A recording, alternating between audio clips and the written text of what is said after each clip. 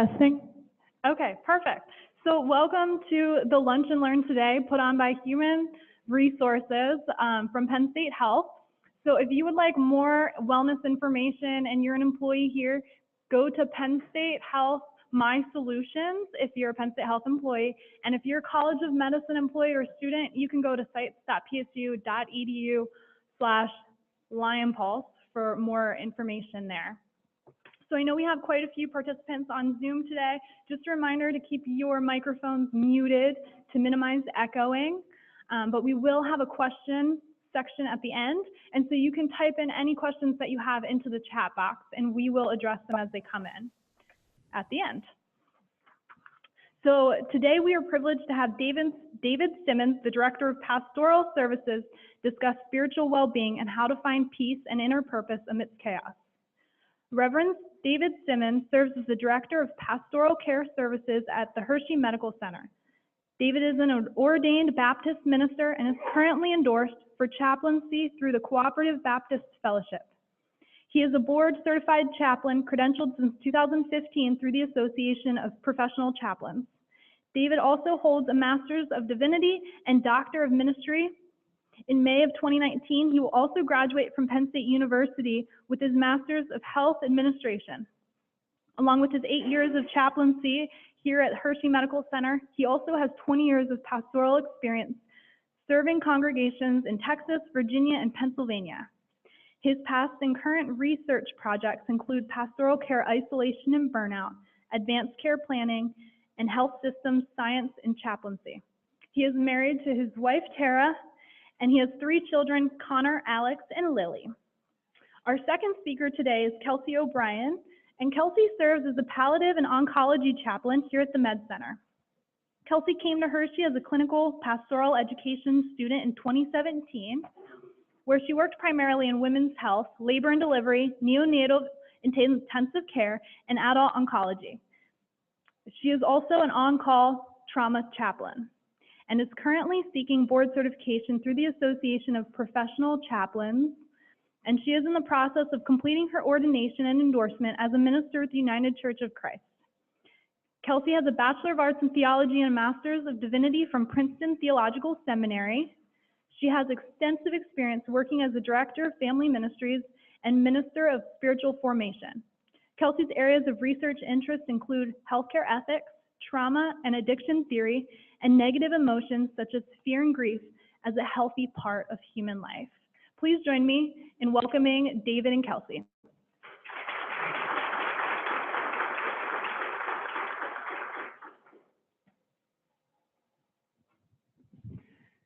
Well, it's great to be with you all today. And the first time I looked at the crowd, I think I know a few people. That makes this even scarier than it already is. And I'll tell you why I'm scared.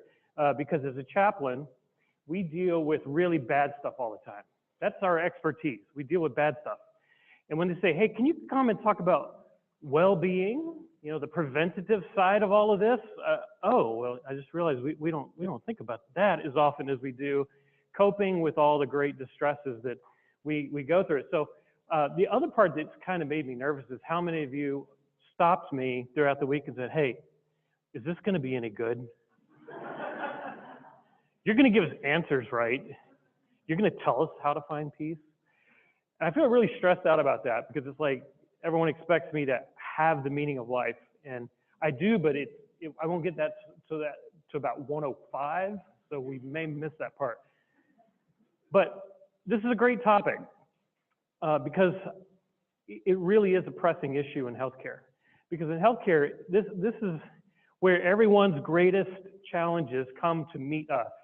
People bring their greatest dysfunctions right to where you work. And then here you are coping with your own ability to deal with everyone else's distress.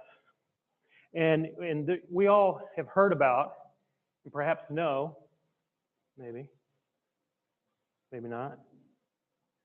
Slide. Am I facing the wrong direction?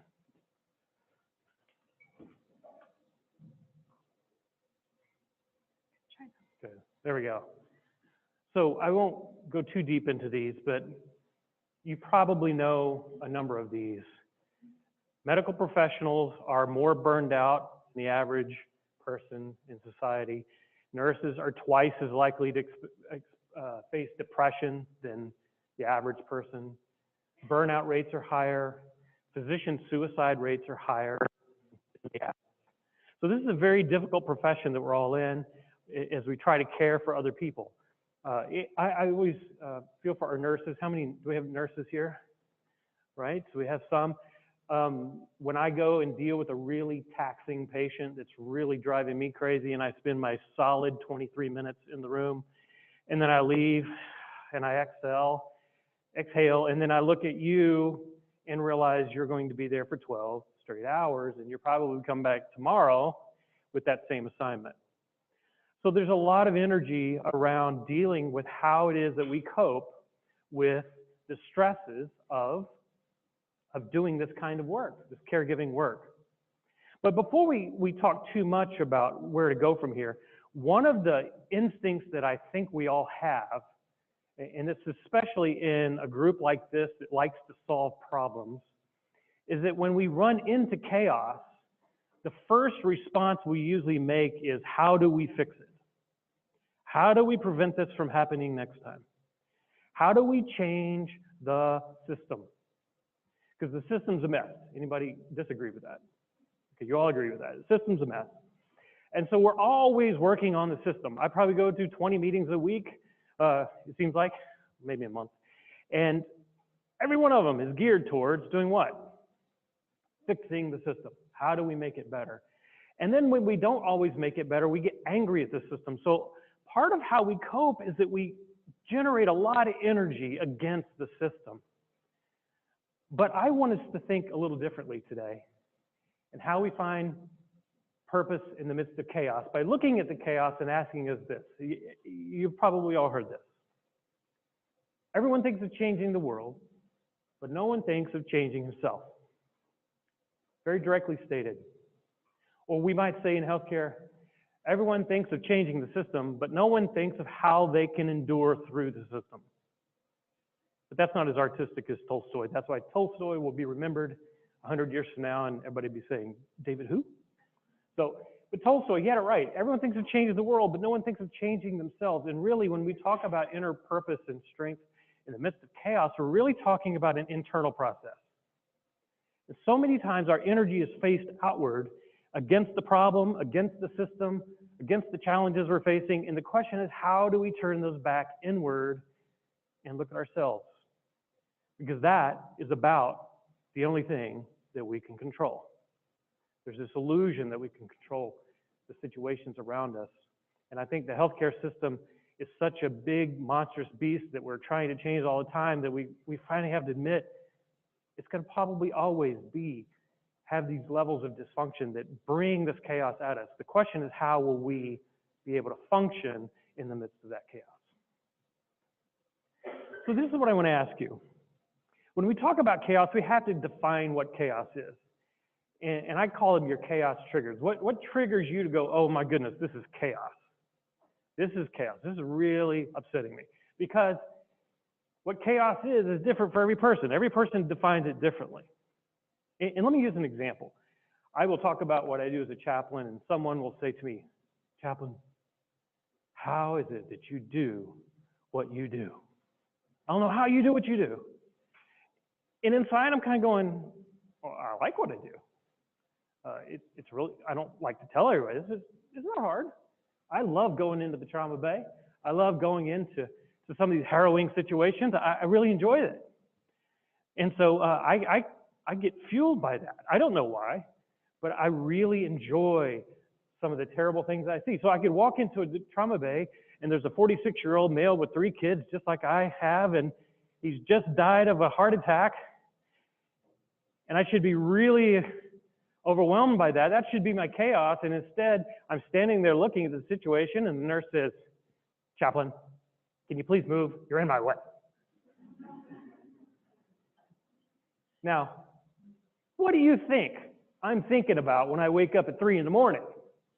The 46-year-old male with 3 kids who just died? No. Why did she talk to me that way? I was just standing there. I feel bad. She didn't have to say it like that. next time I see her, I don't know what I'm going to do. Well, I'm a chaplain. I can't do much. So I'm just going to kill her with kindness, and I'm obsessed about this. That's my chaos at work. Yeah, you're like, whoa, what's your problem? But we each have a different trigger that triggers those things in us that react. Like, this is a chaos situation. And it may not be just the biggest and baddest event happening in your unit or in your department. It could be something very differently. It could be the passive aggressiveness around you. It could be the fact that you just can't get your PTO approved in time, right, to make the reservation for your vacation. So it could be who knows what. So some chaotic situations bring the best out of us. And those are the ones we're not so concerned about today. It's the ones that bring out the worst in us. So I'm going to give you, hopefully everybody's teamed up with somebody. I want you to take 30 seconds each, find one person, and say, in the last 6 months to a year, what was a chaotic situation that bugged you, that really got to you? Just think about it. Take 30 seconds each, and then we'll come right back.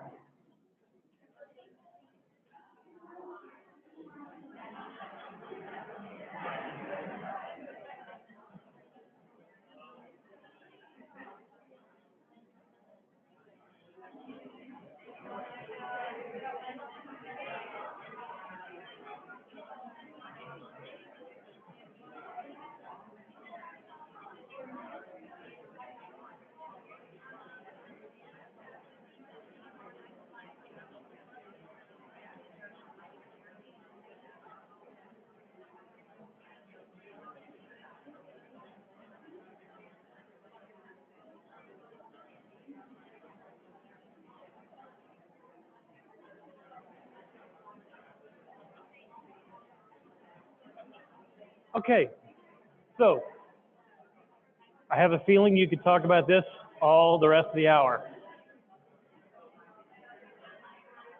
They will. So here's my question for you. See, usually nobody talks when I ask them to talk. This is wonderful. But what chaos situations bring out the worst? So obviously I heard a lot of energy around here. So you know what they are, right? It didn't take you a split second to start talking because you know what they are. But here's the next question I want to ask you. Is what are the reactions in you that get triggered by the chaos? Because this is what really is important. I think you know chaos when you see it. You know what triggers you, and you know what you define as chaos. You know when you're in that chaotic moment. But do you know how you react to that chaotic moment? So I'm going to put my chaos reaction fingerprint up on the board here. So I'll just talk about myself. When I'm reacting to chaos, I isolate. Well, this is some of my colleagues. This is not me. I lash out. Anybody here catastrophize? Oh my goodness, this is going to destroy everything about my life and everyone in it. Withdraw. Become passive aggressive. Distort reality. All of a sudden, the only reality that we know is the reality of the chaos in front of us. We don't see anything else. Anybody do that one? Start a job search?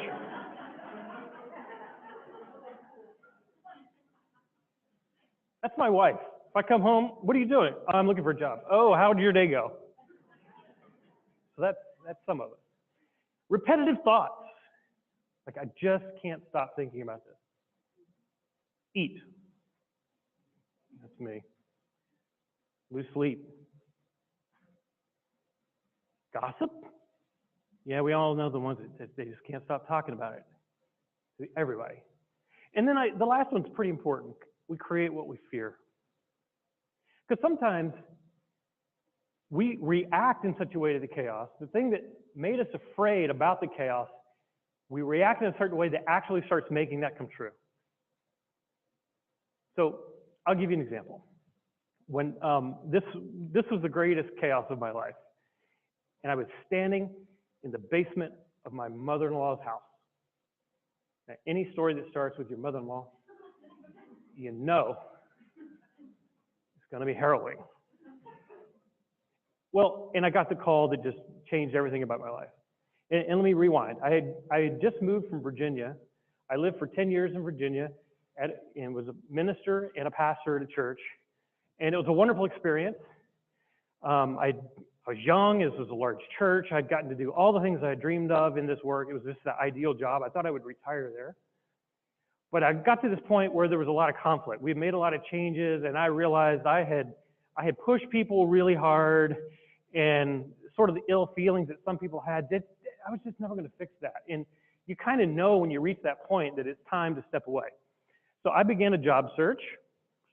Start a job search? No. And actually, my wife would tell you that my response is I don't start a job search. I should have started the search about a year earlier, but I had this loyalty dysfunction.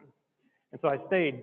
I just don't leave. And so, but finally, I'm like, okay, it is time to leave. So I started applying, and I started interviewing at a congregation in New Jersey.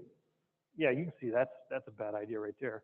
But this was an even bigger church, and they loved me. Who doesn't? And so, you know, the career trajectory was looking really good.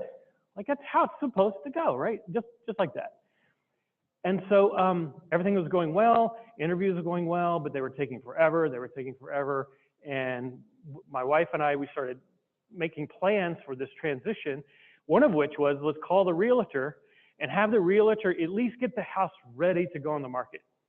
Because it was 2008, you know, the market was hot. We had to act quick. And so we had it all tied up in a bow, ready to click the post button as soon as I knew the whole deal was wrapped up. Great plan. Until I found out that one of the people who were causing me the most problems in my church was the IT guy for the real estate agent, and saw that my house was getting ready to be put up for sale. And I came to church the next Sunday, and guess what? You're leaving? You're not. You're leaving us. And I was talking about the ultimate lame duck, okay? So then the conversation became, well, you know, if you're going to leave, if you don't like us, why don't you just go ahead and leave so we can move on? And I did, and I don't know why I did, but I did because I thought, New Jersey, it's in the bag. Well, then I get to New Jersey, and I actually quit my job, and I actually packed up my entire house, and you won't believe where I moved it. Storage in New Jersey, because it was that done of a deal.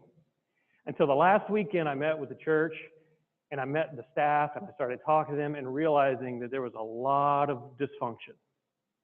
And there was a lot pastors that wanted the job, didn't think I should be in it. And I find all this out at the last minute, and it did not go well. And so that Friday night, 5 o'clock, standing in the basement of my mother-in-law's house, everything I own is in New Jersey. My kids are upstairs playing, all little kids, and I get the phone call that says, David, we got problems here. We're going to have to shut down the search, and we're going to have to say goodbye. I was standing there without a job, without any income, my kids running around upstairs, and all my stuff was in New Jersey. Worst moment of my life.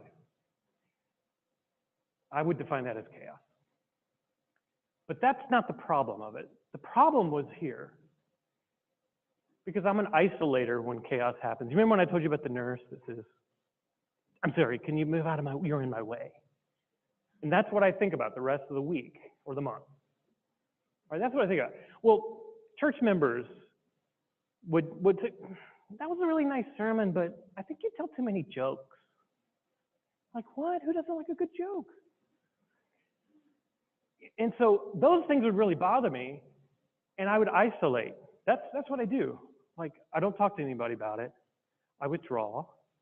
And it was in the withdrawing, instead of confronting it, instead of engaging the challenges, I was withdrawing from the challenges, and guess what? I created the very problem I feared. I created it. Now, after I moved here, I withdrew even further. And I remember what really woke me up to this concept was after struggling, I mean, we tried to start our own business. I was driving a truck. I was doing everything I could do to try to make ends meet, to hold us over, till I figured out the next chapter of my life.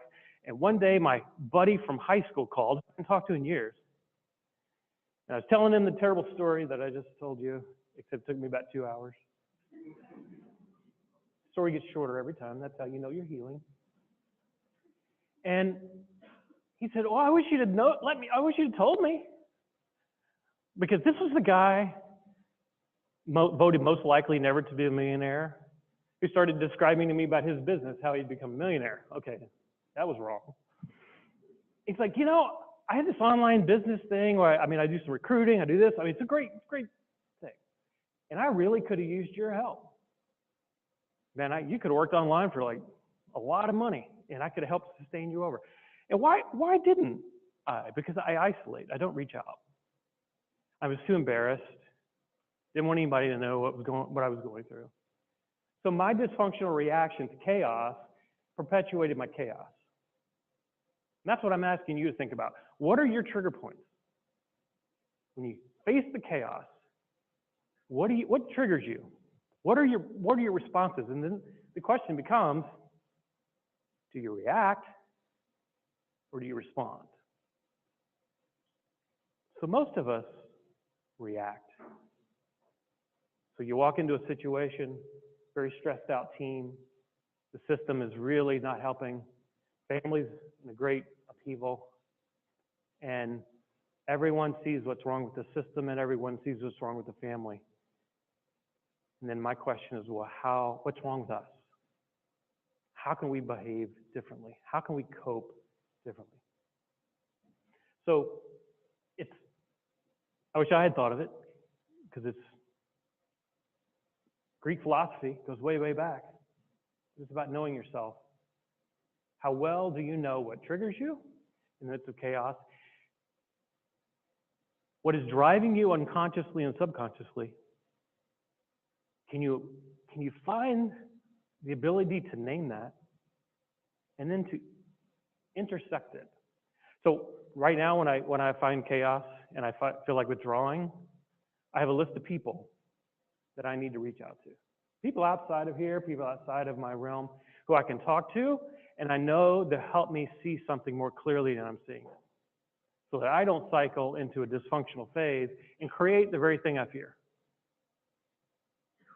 So with that, I'm going to invite Kelsey to come up, because when we talk about, by the way, we're starting at the end. You see that? Finding the midst, inner peace and purpose in the midst of chaos. We're now going to look at purpose, because you got to understand what chaos is. You got to understand how you respond to chaos. And then Kelsey's going to talk to us about purpose, because it's a very important piece of how we cope in the midst of chaos.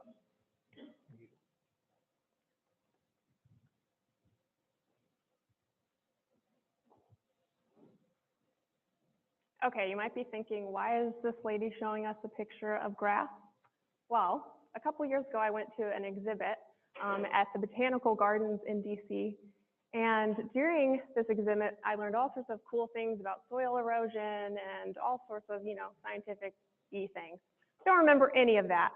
But what I remember is the root systems and how the root systems went down sometimes 15 feet. These things were huge. They were thick. They were like rope. And the thing about them is that they kept the soil from eroding. They were super important. These long, deep root systems, they mattered. So when we're talking about purpose, we're talking about what roots you. So some of us have spent a lot of time becoming the person that we are. We have degrees, we've educated ourselves, we've done all sorts of things to be able to do a very specific job. The problem in our day-to-day is that often we lose sight of our purpose. Why are we doing what we're doing? When you're running around all day doing tasks, activities, thinking about 25 different patients, it's hard to keep your purpose in front of you. The challenge is when we don't keep the why in front of us, we fade. I think of it kind of like watering this root system. Without water, the plant shrivels up. So I want you to think for a second. Actually, the introvert in me is appalled that I'm going to do this, but I want you to turn to your partner, and I want you to think about what your purpose is for your daily work. What drives you in life? What roots you? What anchors you? If you are drawing a total blank, maybe it's time to rethink about why you're doing what you're doing.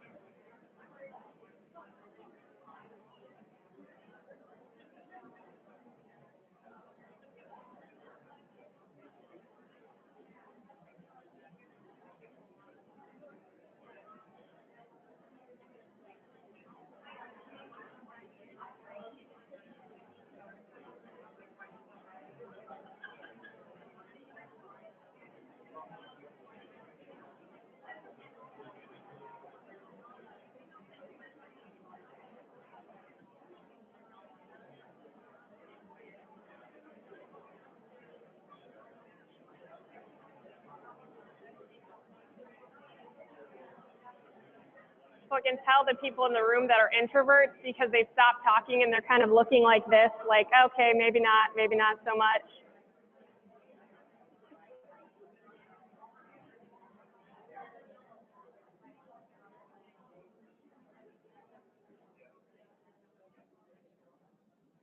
So good discussions, right? I think one of the things keeping the why of what you do in your forefront every day is incredibly important. I mean, if we're just running around, as this quote says, activity without a purpose is the drain of your life. You're going to be burnout. You're not going to know why you're doing what you're doing.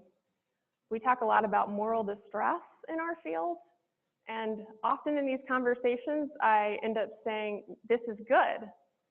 Not having moral distress is not the goal. Having distress is part of being human. That's what makes us compassionate, kind people. So David is going to talk to you all about inner peace now. Yeah, so you know what chaos is. You know it when you see it. Start to identify your reaction to it so that you can intercept those responses and take control so that you're responding instead of reacting.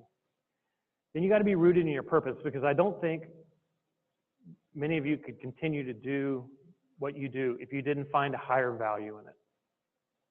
When anybody comes to me and says, hey, I want to be a minister, I'm like, I paint the worst possible picture you can imagine. Say, do you still feel the calling to do this? Because you have to have that calling, right? Deeply rooted calling. And so when we talk about inner peace, I think we have to talk about our own limitations.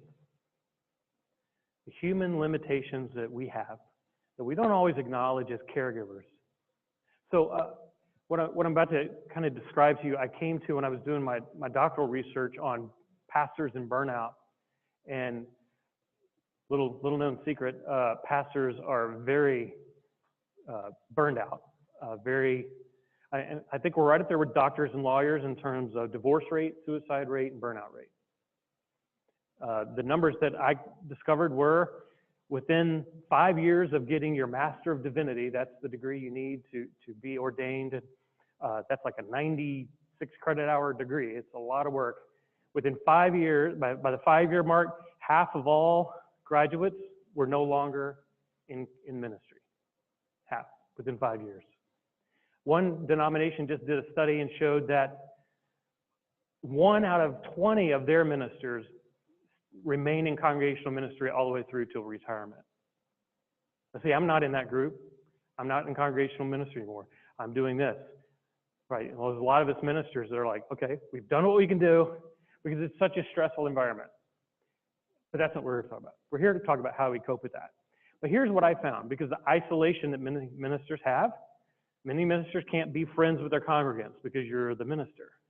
There's a great sense of isolation and aloneness. But part of what drives that is that we are very rarely living a balanced life. So let me talk about this concept of balance.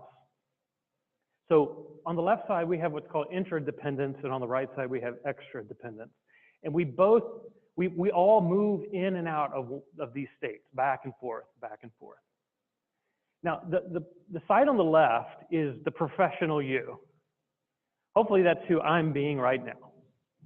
Chaplain Dave, right? Speaking, talking, knowing things. Okay. Making great PowerPoint graphics. So I am being self-reliant, right? I'm being intradependent. I'm relying on myself. I'm acting, I'm in my role here. If my kids were here, they go, I don't recognize that guy. That's because I'm in my role, son. You don't see this at home, right? So I'm in my role. I'm task-oriented. I'm trying to be productive. I'm trying to give, and you're giving back. It's been wonderful. And so there's a lot of energy involved in this. I will probably go take a nap in my office after this, right? Don't tell anybody. So it's an energy drain. And so when you come to work, you're coming as this intradependent person.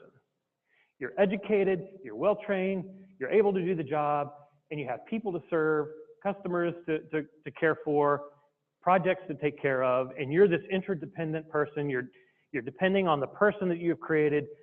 You're functioning from the inside out, and you're giving of yourself to your work. And then you have a really rough day. And how do you feel at the end of a really crazy 12-hour shift? Anybody here ever feel exhausted? Right? You feel spent. Your energy is gone. Your mind is you just can't even put a thought together. Why? Because the interdependent self has spent all the energy. So then you move into extra dependence. So my wife has a similar kind of, she's a nurse, and so I'll deal with some craziness at work. And we come home, we sit at the dinner table, and I can tell we're just staring at each other.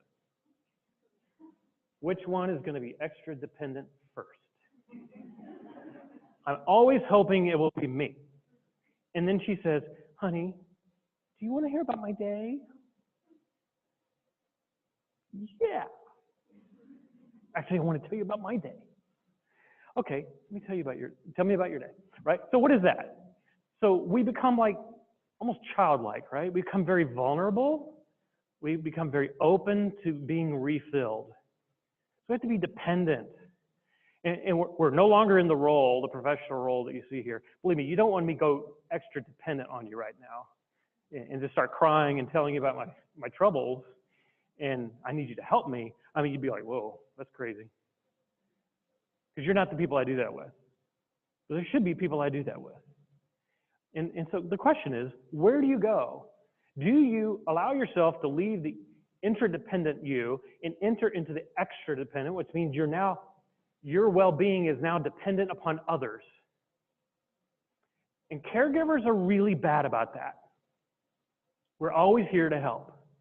We're here to be the one, to be the savior, to be the superhero, to fix the problem. And the question is, do we have a place in our life where we become extra dependent? We rely on others. We get in the fetal position, right? And just be that wounded person.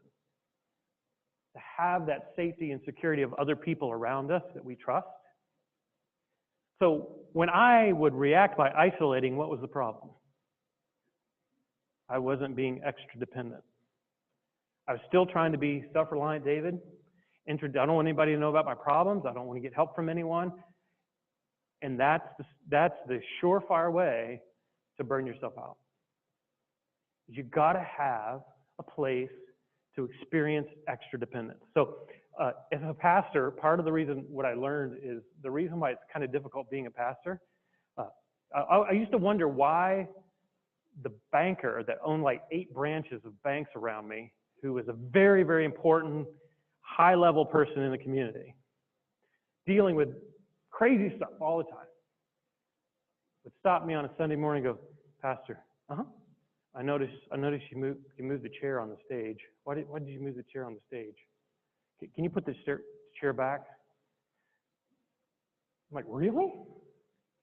You deal with huge deals every day, and you're worried about the chair being in the wrong place? I used to be dumbfounded by it. You know why? I finally realized my congregants were showing up in the stage of extra dependence.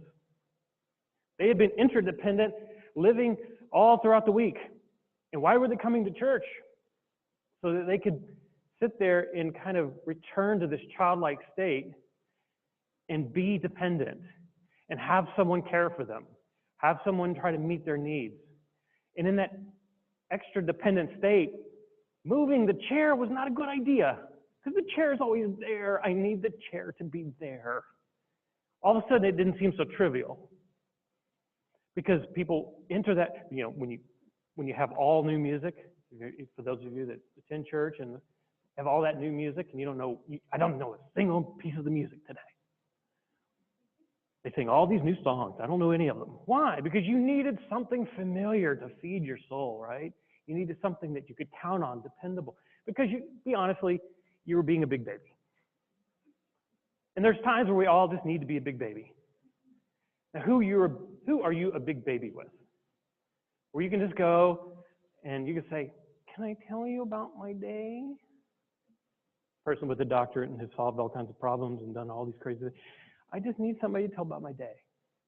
This is the balance that I think caregivers are really bad at achieving. And so that's my challenge to you. How have you built into the structure of your life a place where you can be vulnerable? And that's usually friendships, right? That's usually the significant others in our lives. Friends are usually the ones we go to.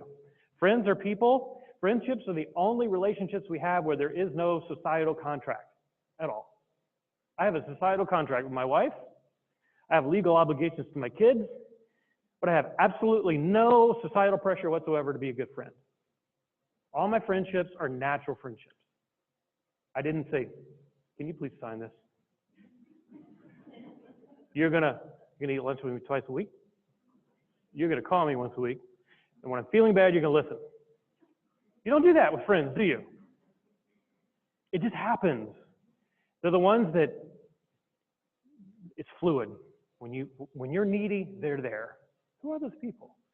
So Kelsey's going to lead us through a way to think about that, and then we'll be wrapping up. But this is a really good exercise for us to do, to be thinking about this balance. So Kelsey, I'll let you lead us.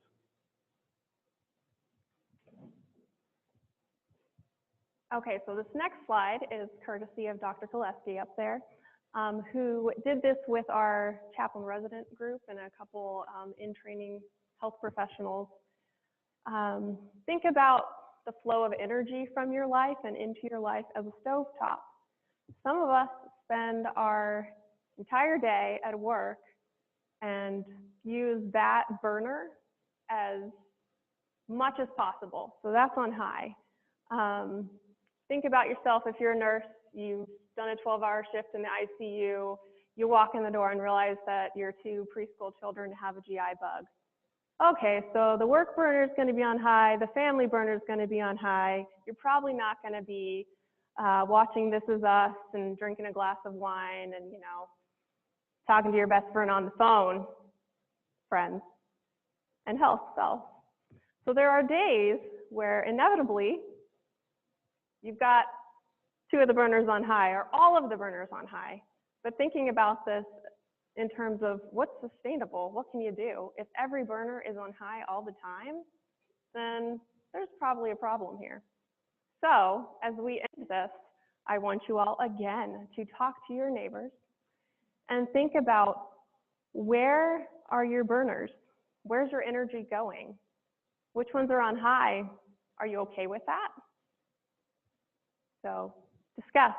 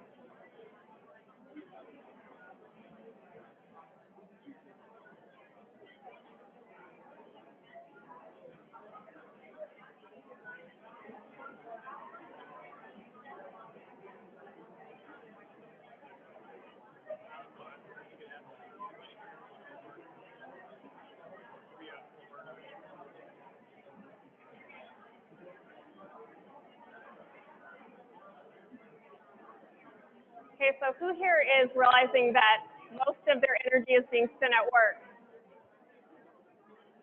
Okay, I'm not the only one.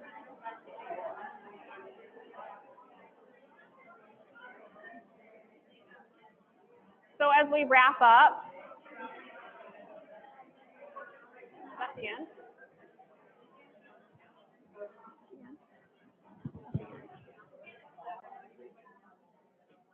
It doesn't work for me. All right. Well, as we wrap up, we've talked about chaos. We've talked about our chaos triggers. We've talked about purpose, thinking about your why. We've talked about inner peace and balance. These are all things to be thinking about as you go from here.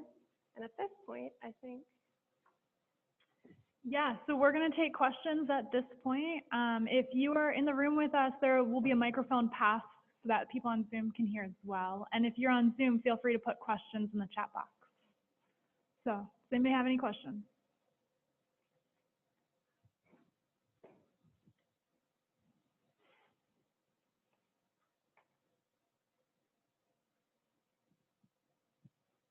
Do you think it's better to have a specific purpose versus a vague?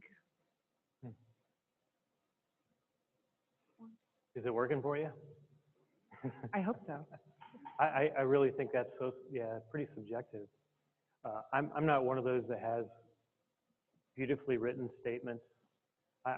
Some of us are more intuitive, and we just kind of know. But if you ask me to define it, it'd take me a while to sit down and come up with the words. And some of us are very deductive. You got a written life purpose statement that on your refrigerator. That's not me. Anybody that got the life purpose written on your refrigerator? Okay. But I think it's whether it captures who you are, captures who you are as a person, why you're here. But we often talk about all the titles that we have. I mean, I'm father, chaplain, minister. Is that it? Oh, husband. I think I do that once in a while. Football player? No. But you know, you work hard to build these definitive things around you, and they define who you are, and that doesn't happen without some kind of underlying purpose or reason. And really, it's more of whether we bring that to our awareness.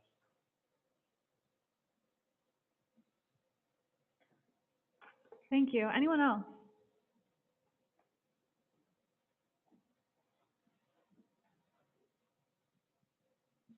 I'm not really even sure how to say this. Once you get, everybody's looking at me. Once you get to the point where you realize that perhaps your job is becoming your life,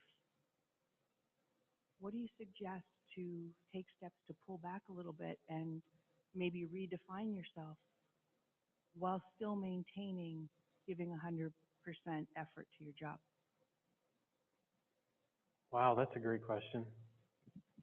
Go ahead, Kelsey, please answer. My immediate response is learning how to say no. I think that's something that is really hard in our culture. You're always expected to say yes to everything. Like, of course, yes, I'll be on this committee. Of course, yes, I'll do this. Of course. We're expected to give 100% all the time in every area of our life. We're humans. We can't do that. And I think realizing that is very key, and letting go of that guilt, that's really important to be able to say, okay, here's what I can do today. Here's what are my expectations of myself versus the expectations of my boss. So that's my immediate response. Yeah, and as you're taking that right, and I think it's different for everyone too. I was with a group of people from the DC area, and I talked about life balance, and they looked at me and they're like, why do you think we moved to DC? It wasn't to have life balance. But they were really driven by it, and that burner fulfilled them. But I think for most of us, having our burners out of balance really is a recipe for trouble. If I can just comment on that question, David. Sure. So my thought is that it'd be nice to vet that feeling. In other words, to have someone help you assess whether or not you are overly invested. Because sometimes our perspectives need to be recalibrated. So if you're sensing something, that's a good signal to maybe I need to recalibrate, reframe, and maybe that would be good. And maybe it would be good to get an objective third party. So here's what I'm sensing, here's what I'm feeling, this is the impact it's having on me. I'm wondering if I'm moving in the right direction, because we make really strong judgments about ourselves. And we usually hold on to those very strongly. And that creates, we move in the direction of our most dominant thoughts. So I'm just thinking that vetting that feeling can be life freeing. That's just a thought.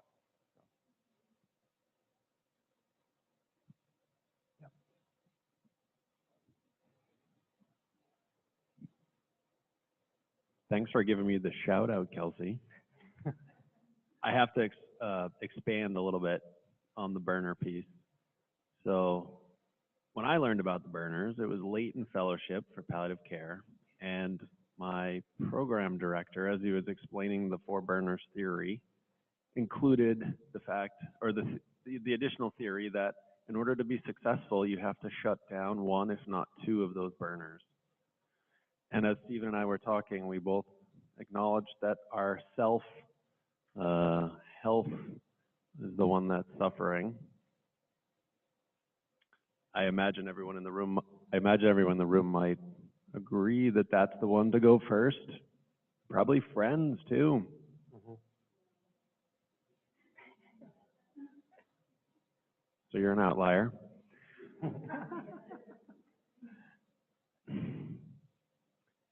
The other part of the session I did at the end of fellowship was being taught or told to learn to say no.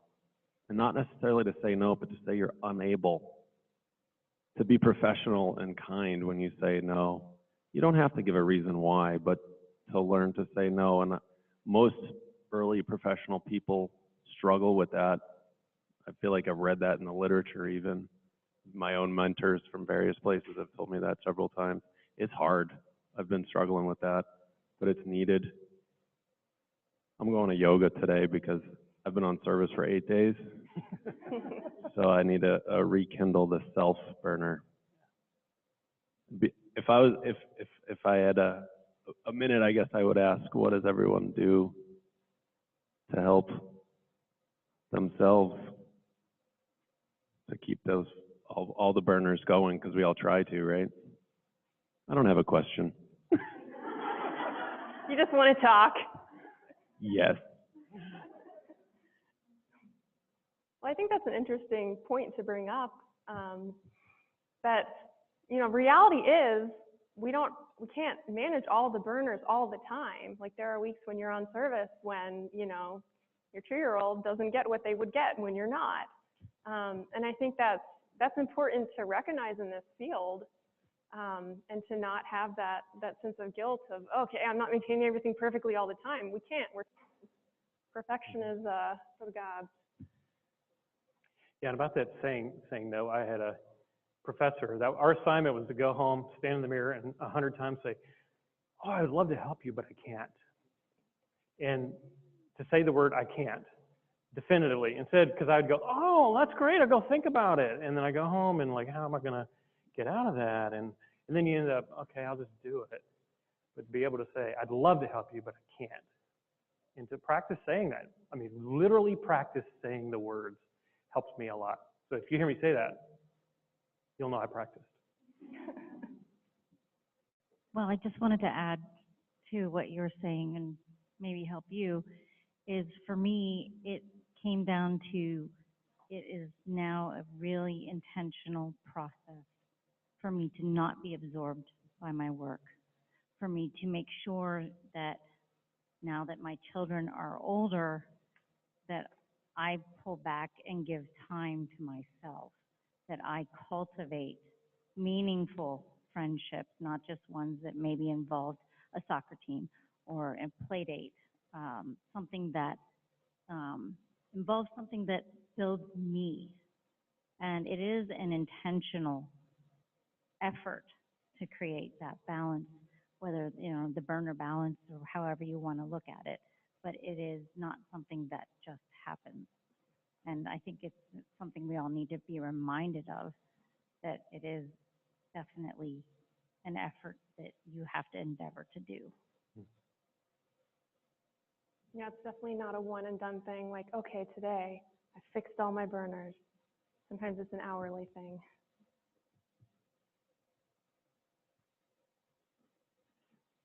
Any other questions before we wrap up?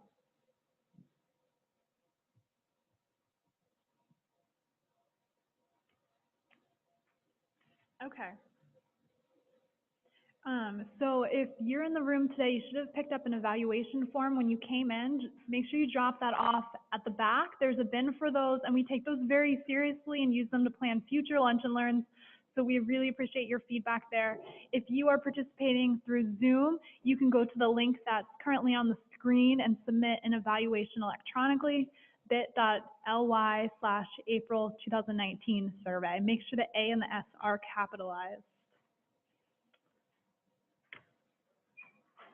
And this is Abby Keinert. And I just wanted to remind you that if you were interested in more mindfulness journals, either if you're on Zoom or in person, please email bewell@pennstate.health.psu.edu. yes, thank you, Abby. And then we will also be holding another lunch and learn on May 16th, and it will be about managing student loan debt. So we're going to focus that one on financial well-being. So if you have children this age, or if you're this age, make sure you register for the Managing Student Loan Debt lunch and learn as well.